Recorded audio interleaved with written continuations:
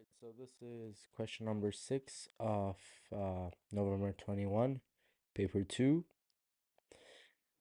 Now in part A, we're asked to prove the identity P plus Q cubed minus 3PQ times P plus Q equal to P cubed plus Q cubed. Now I've already proved that myself, and I don't think you need that proofing. So I'm gonna skip to part B. Consider the equation x squared plus, the equation 2x squared minus 5x plus 1 equal to 0 has two real roots, alpha and beta. Alright, consider the equation x squared plus mx plus n equal to 0, where m and n are real numbers, or no, are positive, I think integers, and which has roots 1 over alpha cube and 1 over beta cube. Now, we're asked to, without solving, to determine the values of m and n, right? Okay, so you got to use the product and sum rule here. So first, beginning with 2x squared minus 5x plus 1, the sum of this, sorry, my marker, so I was out of nowhere, suddenly stops working. Let me grab another marker. Where's my, see if this works. Right, okay. So the sum of products, sum of roots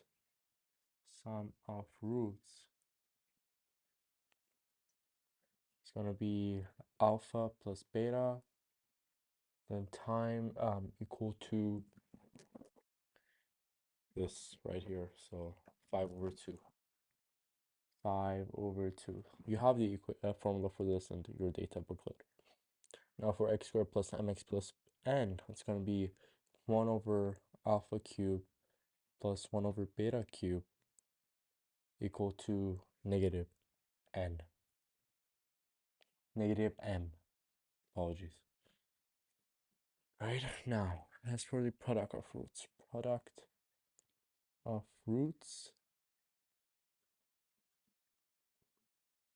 is going to be alpha times beta equal to 1 over 2, and n, 1 over alpha cube beta cube is equal to n. So let's see. We're given this identity in part A, right? So we definitely know we have to somehow use this identity given to prove to find the value of m and n.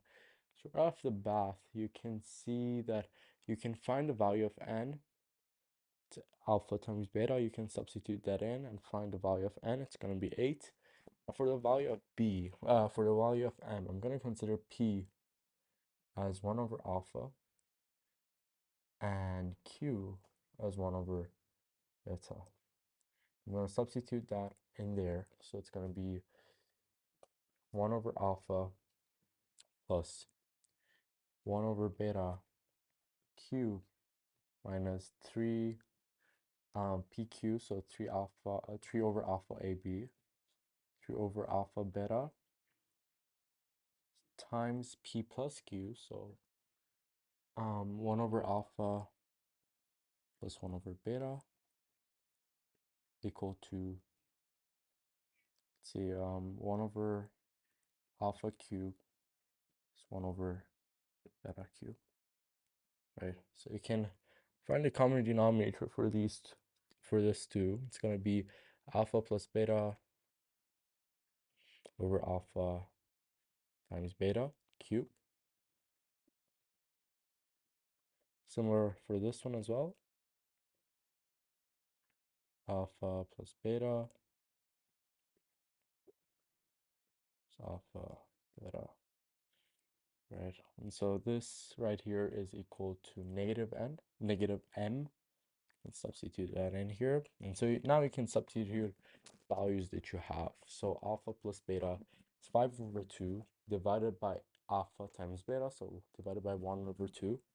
5 over 2 times 2 is 5. So that's going to be 5 cubed minus 2 over 1 over 2 is 6, and then 6 times, I think 5, yeah, 6 times 5. It's going to be 30 equal to negative m. So 5 cubed is 125 minus 30 equal to negative m. And so your value of m is going to be 95.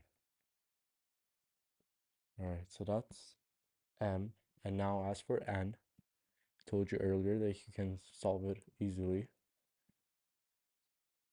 So n is going to be 1 over alpha times beta, all of this cube.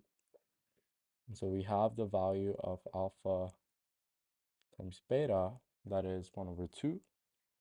So it's going to be 1 over 2, 1 over 1 over 2 cubed, which is going to be 8. So m is equal to negative, this is negative 95, and n equal to 8. Yeah, that is correct. So I hope that helps.